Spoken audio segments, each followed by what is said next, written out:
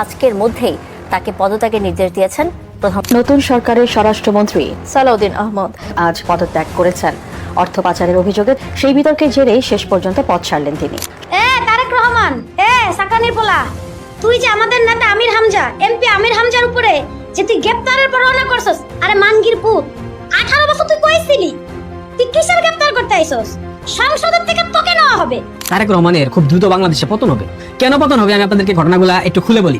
আমার কথাটা আজ থেকে 4 মাস পর মিলিয়ে নেবেন যে পাঠাও রাইডাররা ঢাকা শহরে একটা ঘটাবে এবং এই ফলে তারেক রহমানের গদি লড়বড় হয়ে যাবে। দর্শক, বিএনপি ফেসে গেছে, তারেক জিয়া ফেসে গেছে, অবস্থা 12টা বেজে গেছে। শিবির বিজয় উদযাপন করছে। বিএনপির খুব দ্রুতই পতন হতে চলেছে, কেননা বাংলাদেশের রেমিটেন্স যোদ্ধারা আর রেমিটেন্স পাঠাবেন না এমনটি জানিয়েছেন। যে রেমিটেন্স যোদ্ধাদের জন্য বাংলাদেশ অর্থনীতি চাঙ্গা ছিল, সেই রেমিটেন্স যোদ্ধারা এখন আর বাংলাদেশের জন্য কোনো রেমিটেন্স পাঠাবেন না, আর এমনটির জন্য বিএনপিকে দায়ভার করা হচ্ছে। প্রথমত সাপ্লাই চেইন, বাংলাদেশের যে সাপ্লাই চেইন আছে সেটা অলরেডি বিপর্যস্ত, এটা যে কোনো সময় কলাপস করবে। দ্বিতীয়ত বাংলাদেশের অর্থনীতি যে কোনো সময় কলাপস করবে। বাংলাদেশের অর্থনীতির মূল চালিকা শক্তি কি? রেমিটেন্স। মধ্যপ্রাচ্য উত্তাল, দুবাই, সৌদি আরব, কাতার, কুয়েত, সবগুলা দেশ উত্তপ্ত, সবগুলা দেশ যুদ্ধ বিধ্বস্ত। ইরান ক্রমাগত হামলা চালাচ্ছে। এইসব দেশে যারা রেমিটেন্স যোদ্ধা ছিল আমাদের, তারা কিন্তু অলরেডি অনেকে দেশে ফিরে চলে গেছে, কারণ সেখানে কাজ নাই, সেখানে যুদ্ধ বিধ্বস্ত অবস্থা, সেখানে স্বাভাবিক জীবন যাপন করাই সমস্যা হয়ে গেছে, সেখানে তো কাজ করতে পারবে না। খুব দ্রুতই বন্ধ হতে যাচ্ছে বাংলাদেশের গার্মেন্ট শিল্প, কেননা বর্তমান সরকারের দুর্নীতির ফলে বাংলাদেশের জ্বালানি সংকট দেখা দিচ্ছে, আর এই কারণে বন্ধ হতে যাচ্ছে বাংলাদেশের গার্মেন্ট শিল্প। দ্বিতীয় চালিকা শক্তি বাংলাদেশের গার্মেন্টস খাত অলরেডি ধ্বংসের পথে। অসংখ্য গার্মেন্টস বন্ধ হয়ে গেছে, লক্ষ লক্ষ শ্রমিক বেকার হয়ে গেছে, এবং গার্মেন্টসের যে কাঁচামাল এবং যে জ্বালানি সবকিছুর সংকট দেখা দিয়েছে। ভারত থেকে কাঁচামাল আনতে পারতেছে না, অর্থের অভাব। গার্মেন্টস ব্যবসায়ীরা মুখ ফিরিয়ে নিচ্ছে, তারা অনেকে গার্মেন্টস প্রতিষ্ঠান বন্ধ করে দিয়ে দেশের বাইরে পাড়ি জমাচ্ছে। সবকিছু মিলিয়ে একটা জঘন্য অবস্থা বাংলাদেশের গার্মেন্টস, যেখানে এশিয়াতে টপ। বিএনপি কোনোভাবেই দেশ চালাতে পারছে না।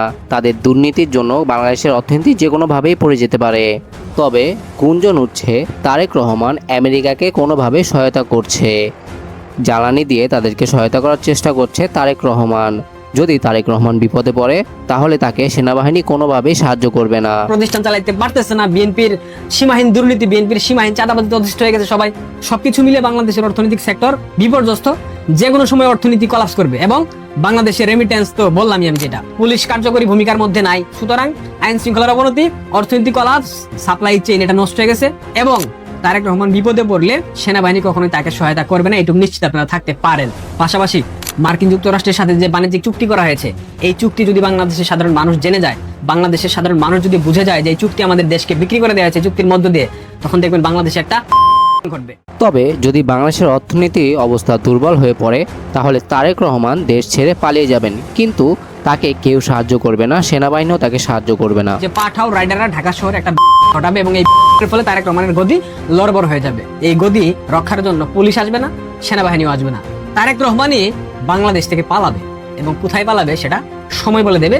আমরা কিছু বলতেছি না, আমরা কোনো হুমকি ধামকি দিচ্ছি না, আমরা জাস্ট বাস্তবতা আপনাদের সামনে তুলে ধরলাম। তাছাড়াও এমপি আমির হামজাকে গ্রেফতার করার প্রতিবাদে তার একজন ভক্ত জানিয়েছে তারেক রহমানকে পেটানো হবে। তারেক রহমান, সাকানির পোলা, তুই যে আমাদের নেতা আমির হামজা, এমপি আমির হামজার উপরে যে তুই গ্রেফতারের পরোয়ানা করছস, আরে মানগির পুত, 18 বছর তুই কই ছিলি? তুই কিসের গ্রেফতার করতে আইছস? সংসদের থেকে তোকে নেওয়া হবে, তোকে সংসদ থেকে বের করে পিটানো হবে। যদি এমপি আমির হামজাকে গ্রেফতার করা হয়, তাহলে একজন ভক্ত জানিয়েছেন তারেক জিয়াকে থাপড়ানো হবে, এবং তিনি জানিয়েছেন এই দেশের পরিস্থিতি খুব ভয়ানক দিকে চলে যাচ্ছে। তুই খাবি মায়ের চাকরানির ছেলে। 18 বছর একা একা পলায়ের কথা কইছিলি না? 18 বছর লন্ডনে পলাইছিলি না? হ্যাঁ, ভুলে গেছস? 17 বছর বালুর ট্রাক সরাইতে পারিস না তোদের বাসার সামনে থেকে, ভুলে গেছস? 14 বছর তোর মা ডাইনি খালেদা জিয়া জেলে ছিল, ওই মহিলা শয়তান। পারিস নাই তোর মাকে জেল থেকে বের করতে। এখন আমাদের নেতা কর্মীদের উপর আক্রমণ শুরু করছস। তুই আমাদের হাতে মায়েরই খাবি, মায়ের, এটা মনে রাখ। আমির হামজাকে গ্রেফতার করতে আসছিস? আরে বেটা তারেক রহমান, তোকে থাপড়াইতে থাপড়াইতে সোজা করে দেব।